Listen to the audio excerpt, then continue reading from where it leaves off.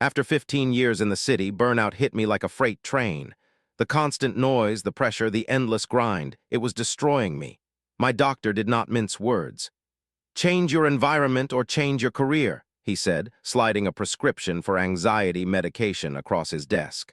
I chose the former. The suburban neighborhood seemed perfect.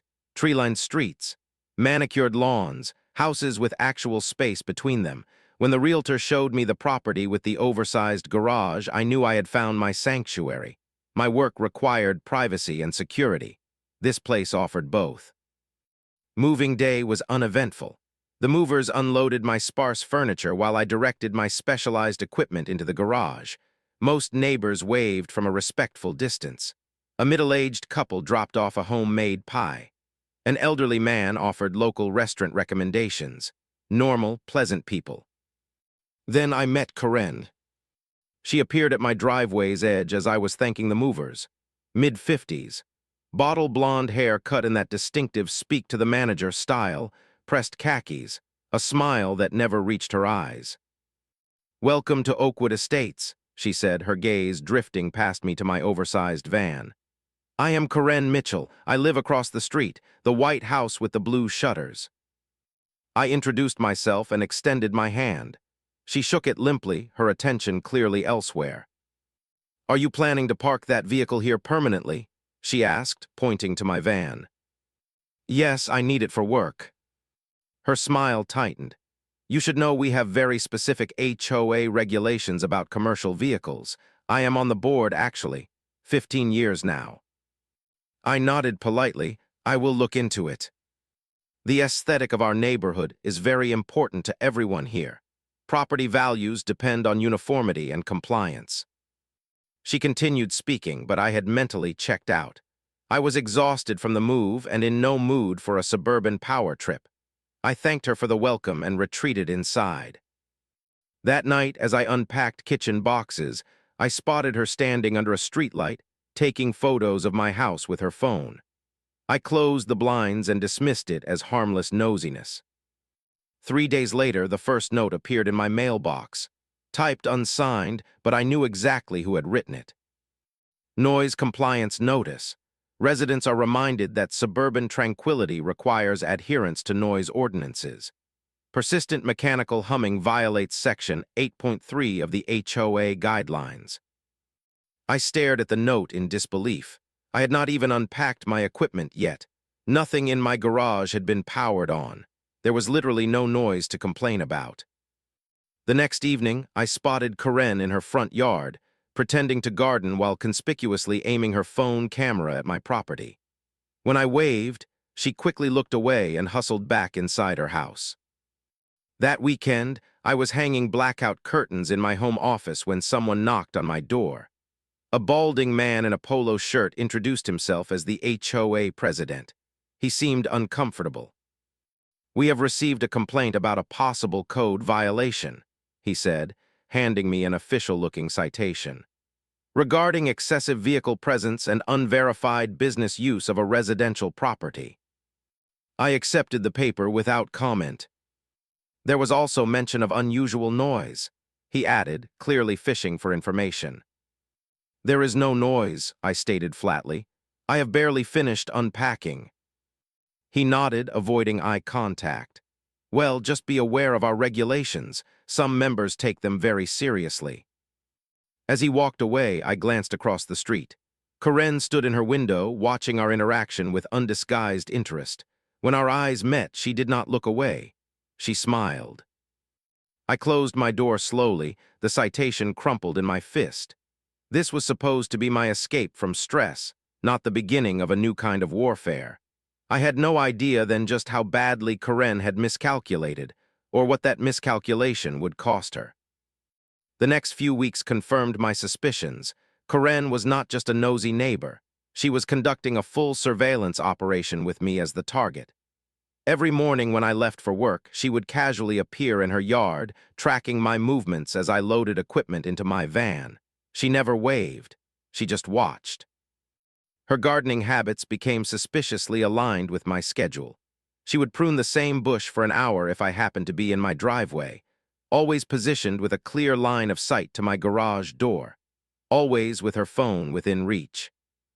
One evening, as I unloaded sensitive equipment from my van, I caught the distinct flash of a camera from across the street.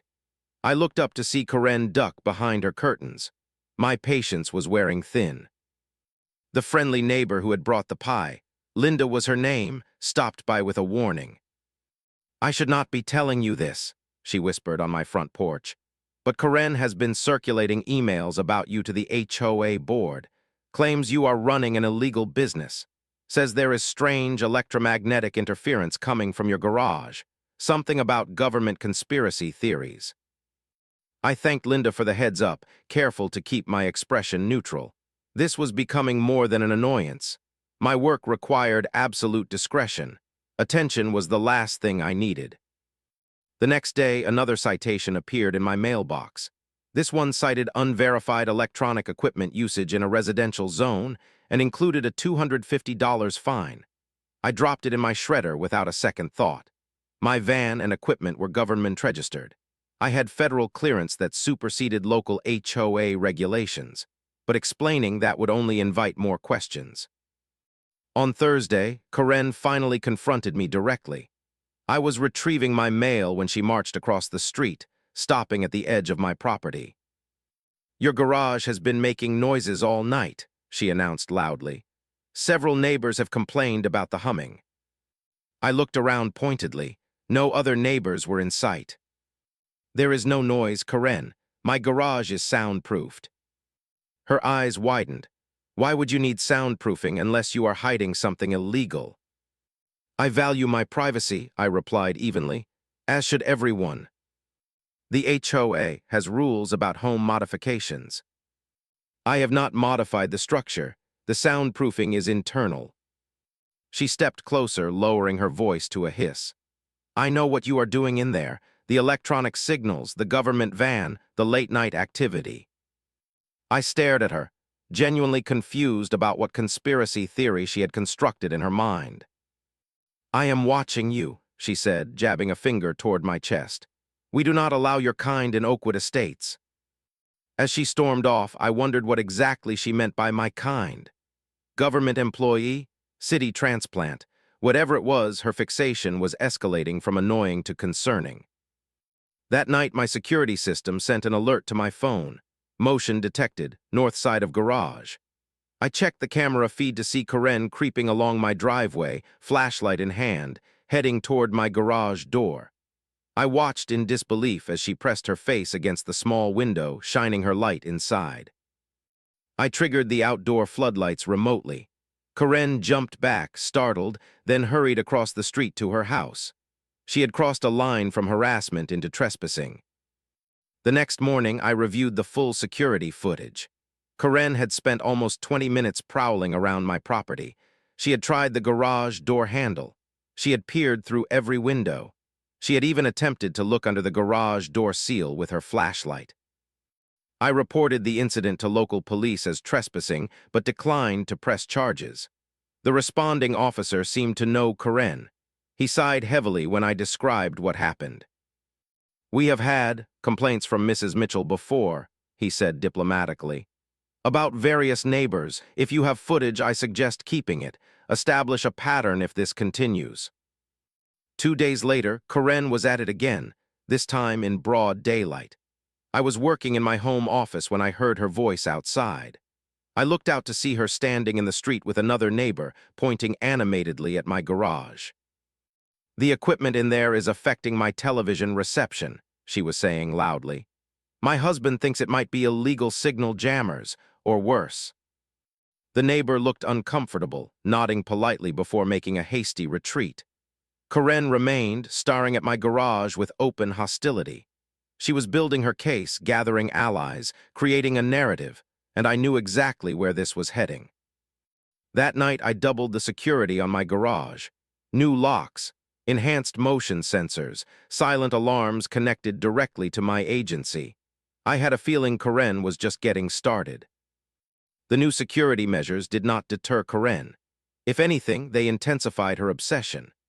2 days after installing the upgraded system, I recorded her walking past my house 3 times in 1 hour, each time slowing down to examine my garage door. Her next move was predictable but still audacious. A police cruiser pulled into my driveway at 8:30 p.m. on a Tuesday. 2 officers explained they had received a noise complaint from multiple residents, specifically about a persistent electronic humming emanating from my garage at all hours. I invited them to listen for themselves. One officer placed his ear against the garage door, then shrugged at his partner. "I do not hear anything," he admitted. "Would you like to come inside and check?" I offered, knowing they had no warrant and would decline. "That will not be necessary, sir. Sorry to bother you." As they returned to their vehicle, I noticed Karen watching from her porch, arms crossed, clearly dissatisfied with the outcome. When the officers drove away without taking any action, she slammed her front door hard enough that I could hear it across the street. The next morning, I was preparing to leave for work when I overheard Karen on her phone in her front yard. She was speaking loudly enough that her voice carried clearly to where I stood. "I am telling you he has military-grade equipment in there," she was saying. "Government plates on his van, strange men coming and going, electronic interference. The police are useless. Someone needs to investigate before he compromises the whole neighborhood." I closed my van door deliberately loudly. Karen turned, saw me watching her, and quickly ended her call. We stared at each other for a long moment before she retreated inside. That weekend, I received an urgent call from my supervisor. A sensitive operation was developing 2 states away. My presence was required immediately. The timing was terrible, but duty called. I packed quickly, loading essential gear into my van. As I was locking up, I noticed Karen in her driveway, watching with undisguised interest. I had a momentary impulse to ask Linda to keep an eye on my place, but decided against involving anyone else. My security system would alert me to any problems. I drove away with a sense of foreboding. In my rearview mirror, I saw Karen already crossing the street toward my house. The operation kept me away for 2 days. Everything went according to protocol, and by Sunday evening, we had secured our objective. I was exhausted but satisfied when I checked into a hotel room for a few hours of sleep before heading home. Just after midnight, my phone vibrated with a high-priority alert: security breach garage access. I sat bolt upright in bed, immediately accessing the remote camera feed. The night vision image showed my garage door intact, but the side entrance had been forced open. The motion sensors had triggered, but the perpetrator was already inside.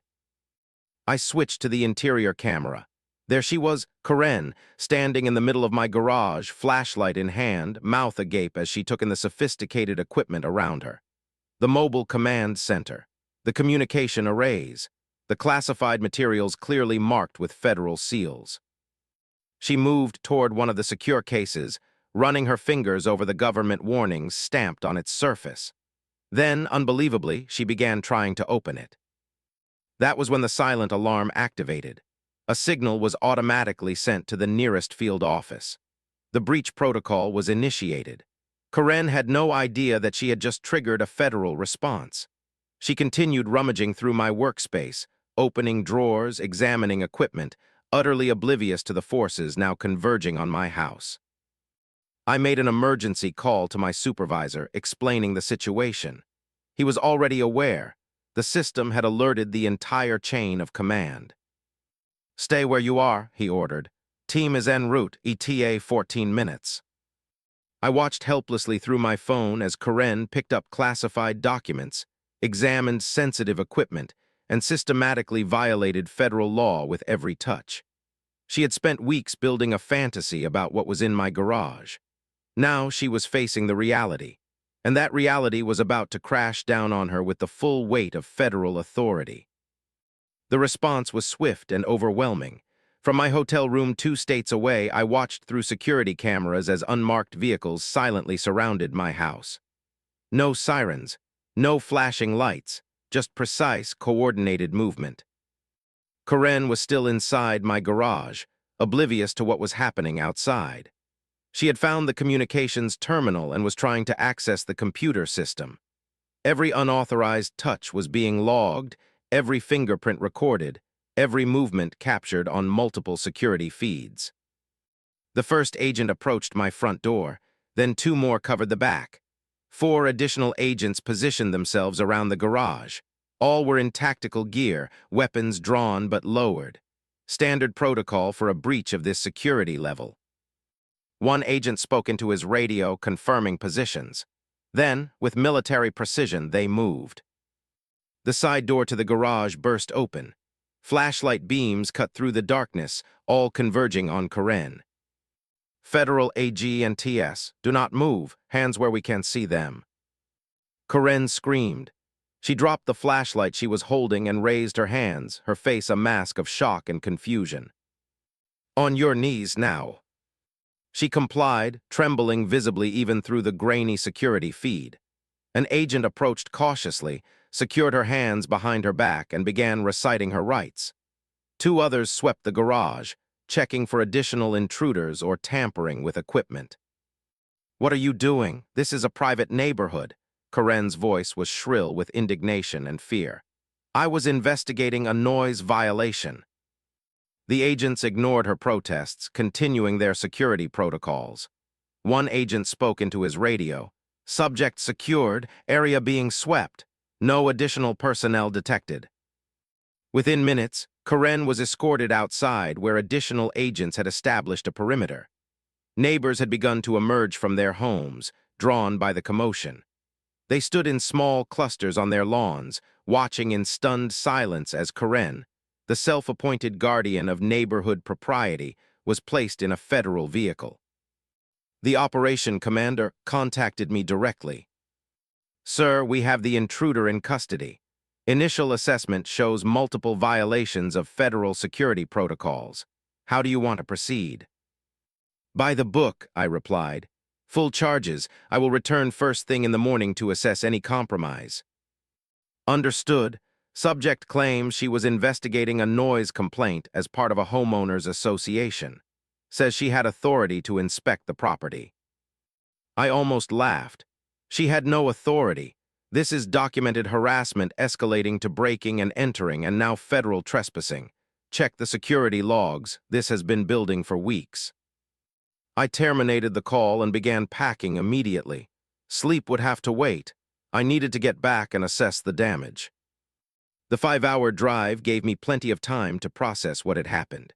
Karen had finally crossed the line from harassment to criminal activity. Her obsession with what was in my garage had led her to break federal law. Now she would face consequences far beyond a homeowners association fine. I arrived home just after dawn to find my property still cordoned off with unmarked vehicles parked in the street. Agents nodded respectfully as I approached. My supervisor had driven in from the regional office and was waiting for me. Situation contained, he reported. Subject is in federal custody. Initial interrogation indicates she was acting alone, motivated by personal grievance and curiosity rather than external influence. Any compromise? I asked, concerned about the equipment and data. Minor. She managed to access the outer case of the SATCOM unit, but triggered the biometric lockdown before reaching anything sensitive. We will need to run full diagnostics. I nodded, relieved but still angry. We walked toward the house together. She is demanding to speak with you, my supervisor added. Claims this is all a misunderstanding, says you have been violating HOA regulations. Despite everything, I smiled. What is she being charged with? Trespassing on federal property, attempted unauthorized access of classified systems, breaking and entering, tampering with government equipment. The list goes on. She is looking at serious time. Across the street, I could see Karen's husband standing in their driveway, speaking with two agents. He looked shell-shocked, occasionally glancing toward my house with an expression of disbelief. News vans were beginning to arrive, parking at the end of the street where police had established a boundary. Reporters stood with microphones, gesturing toward my house as they delivered their morning reports. Karen had wanted attention on my garage. Now she had it, just not the kind she had anticipated. By noon, the quiet suburban street had transformed into a media circus. News vans lined the entrance to the neighborhood. Reporters stalked the sidewalks, thrusting microphones toward any resident willing to comment. Helicopters circled overhead, capturing aerial footage of what the Chirons were calling a federal raid in suburban America. Karen had been transported to the federal detention center downtown. Initial hearings would determine if bail was an option, though my supervisor doubted it would be granted given the nature of the charges. Neighbors gathered in small clusters, their expressions a mixture of shock, curiosity, and embarrassment. This was not the kind of attention Oakwood Estates was accustomed to. Property values were surely the topic of hushed conversations behind closed doors. Linda approached me as I stood on my lawn, watching the spectacle unfold. "I knew she was intense, but breaking into your garage, that is a whole new level of crazy," she said, shaking her head. "What exactly do you do anyway?" I offered the standard response. "Government contractor, information security." Linda glanced toward my garage, now guarded by federal agents. "Must be important information." "Important enough." By evening, local news had the full story, or at least the version cleared for public consumption. Local HOA board member arrested after breaking into federal installation ran across the bottom of screens throughout the region. The broadcasts included Karen's HOA headshot alongside footage of federal agents securing my property. The story grew more sensational with each telling. Social media exploded with memes and jokes about Karen versus the feds. Her name was trending nationally by dinner time. 2 days later, Linda brought more neighborhood gossip. "Karen's husband filed for divorce this morning," she reported, lowering her voice despite us being alone on my porch. "Moved out last night with just 2 suitcases, refused to speak to anyone, but Jacob across the street said he heard them fighting the night before she broke in. Apparently he had been begging her to leave you alone." I nodded, unsurprised. The man I had glimpsed in their driveway had the beaten-down look of someone who had endured years of Karen's behavior. The HOA board called an emergency meeting that weekend. They issued a formal statement to residents, distancing themselves from Karen's actions and emphasizing that she had been acting solely in personal capacity, not as a representative of the homeowners association. The statement went on to apologize for any disruption to neighborhood tranquility. When reporters requested my comment, I delivered the carefully crafted statement prepared by Agency Public Affairs. "I can confirm an unauthorized entry occurred at my residence, which houses secure government equipment. The incident is under federal investigation. I have full confidence in the judicial process." The vague statement only fueled speculation. What kind of government equipment was in a suburban garage? Why was it important enough to trigger such a response? The mystery elevated the story from local curiosity to national interest. Meanwhile, Karen's life imploded. Released to house arrest pending trial, she became a prisoner in her own home. Neighbors crossed the street to avoid walking past her property. Former friends pretended not to see her watching from her windows. The community that had once respected, or at least feared, her judgment now shunned her completely. Most telling was how quickly people began sharing their own Karen stories. Years of complaints, threats, and petty enforcement actions poured out once the dam broke. The picture that emerged was of a woman who had terrorized the neighborhood under the guise of protecting property values. "She reported me for having my garbage can out 12 hours too early," one neighbor told reporters.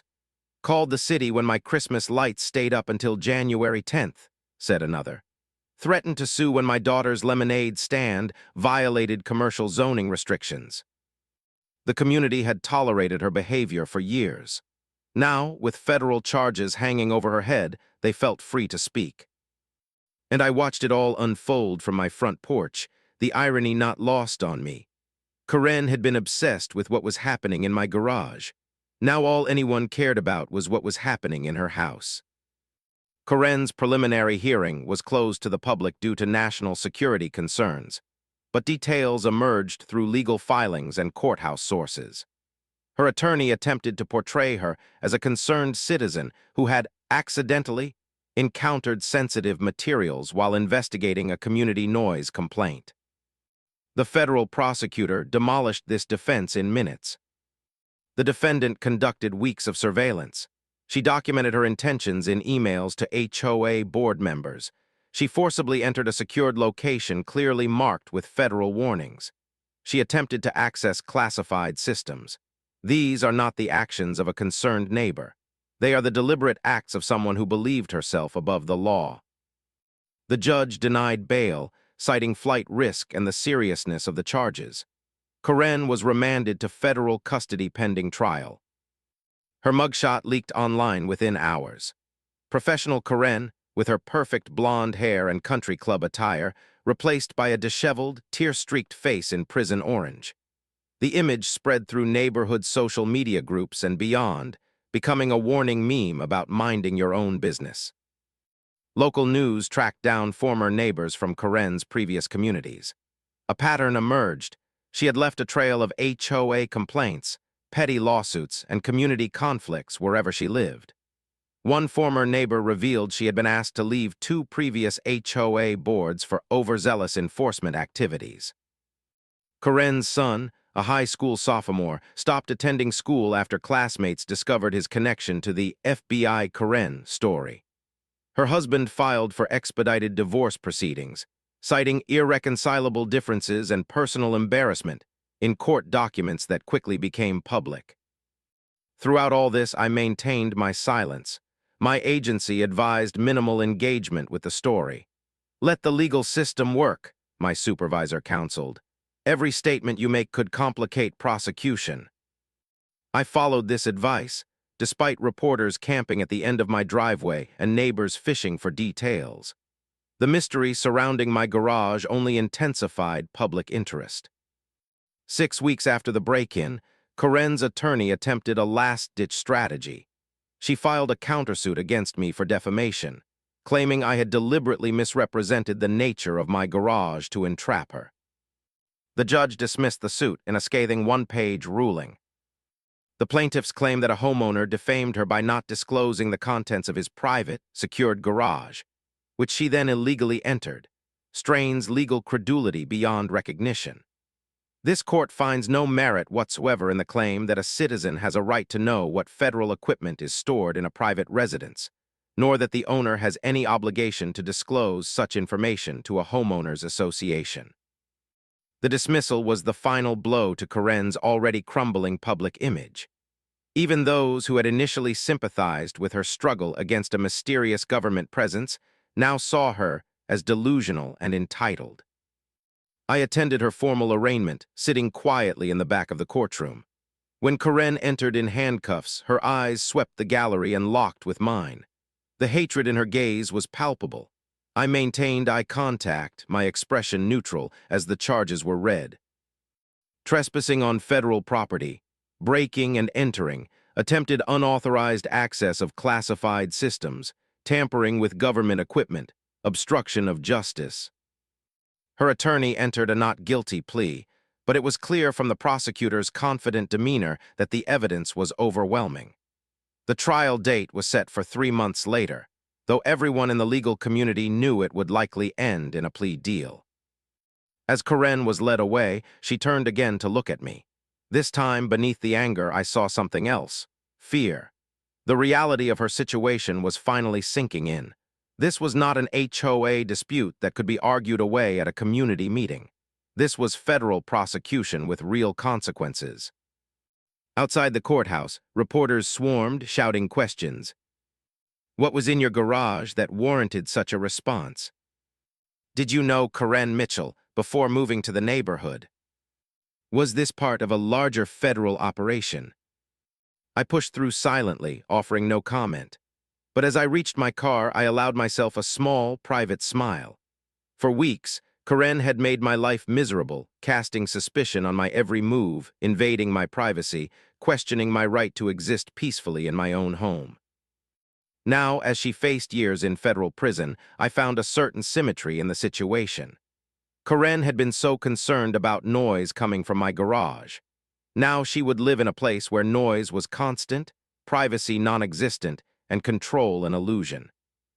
Sometimes justice arrives in unexpected ways. 3 months after the break-in, Karen's house went on the market. The for sale sign appeared overnight, like the family was trying to slip away unnoticed. The listing price was well below market value, a desperate attempt for a quick sale. No one in the neighborhood was surprised. Her husband had already relocated to another state, according to Linda. Her son had been sent to live with grandparents. Karen herself was negotiating a plea deal that would likely result in 18 months in federal prison, followed by years of probation. The media circus had finally moved on to fresher scandals. Occasionally, a reporter would still knock on my door seeking an update or exclusive insight, but these visits grew increasingly rare. Life in Oakwood Estates was returning to normal, or rather, establishing a new normal. The HOA underwent its own transformation. Several board members resigned, citing personal reasons, though everyone knew they feared association with Karen's actions. The new board, led by a retired judge who had recently moved to the neighborhood, adopted a more measured approach to rule enforcement. One of their first official acts was to send me a letter formally rescinding all previous citations against my property. The letter included a carefully worded apology for any unwarranted intrusion or inconvenience I had experienced. At work, my handling of the situation earned recognition. My supervisor called me into his office one morning with unexpected news. The breach incident has been reviewed by the director. The way you maintained protocol while under civilian harassment has been noted. You have been approved for advancement to Field Operations Coordinator. The promotion came with increased responsibility and authority. It also meant my home would no longer serve as an equipment storage facility. The mobile command unit was relocated to a more secure installation. As the equipment was removed, neighbors watched curiously from their windows. Several approached afterward, finally working up the courage to ask what I actually did for a living. Information security consultant, I repeated my standard cover. The garage situation was temporary. Project is completed now. Most nodded and accepted this vague explanation. A few seemed disappointed that the mystery would remain unsolved, but no one pressed for details. Karen's fate had served as an effective deterrent to excessive curiosity. One evening, as I was bringing in my mail, Linda approached with a plate of cookies. The neighborhood association, not the HOA, just a social group, is having a cookout this weekend. We would love if you could come. Everyone wants to thank you properly. Thank me for what? For getting rid of Karen, she said bluntly. She has been making everyone miserable for years. No one had the courage to stand up to her. Then you move in, and within a month she is gone. It is like a miracle. I accepted the invitation, touched by the gesture despite the irony. I had never intended to become the neighborhood hero. I had just wanted to be left alone. The cookout was surprisingly pleasant. Neighbors who had previously kept their distance now approached with handshakes and introductions. Several apologized for not intervening when Karen began her campaign against me. We should have warned you, one elderly gentleman said. She targeted someone new every year. We all just tried to keep our heads down and avoid becoming her next project. After much deliberation, I decided to satisfy their curiosity with a controlled revelation. I invited the immediate neighbors for a brief tour of my now empty garage. Under the watchful eye of a colleague from the agency, I showed them the vacant space where the command center had been. It was a temporary regional communications hub, I explained. Nothing exotic or dangerous, just sensitive government information that needed to be secured. They seemed both disappointed and relieved by the mundane explanation. The mystery that had captivated the neighborhood for months turned out to be just another government office, albeit one with higher security. Karen's house sold quickly to a young family with 2 small children. The husband was a doctor, the wife a professor. Quiet, educated people with no interest in neighborhood politics. They kept to themselves, focused on renovating the house that had grown neglected during Karen's legal troubles. One morning, about 6 months after the incident, I stood in my driveway sipping coffee. The street was peaceful. Sprinklers hissed gently on manicured lawns. A neighbor walked his dog, waving as he passed. Children waited at the corner for the school bus, their laughter carrying in the crisp air. I realized something had changed, not just in the neighborhood, but in me. For the first time since moving here, I felt at peace. The tension that had become my constant companion had finally dissipated. I had moved to the suburbs seeking quiet. Thanks to Corinne's misguided crusade, I had found it at last, just not in the way I expected. There was a certain poetic justice in that. The silence she had claimed to protect was now hers to live with, and mine to enjoy.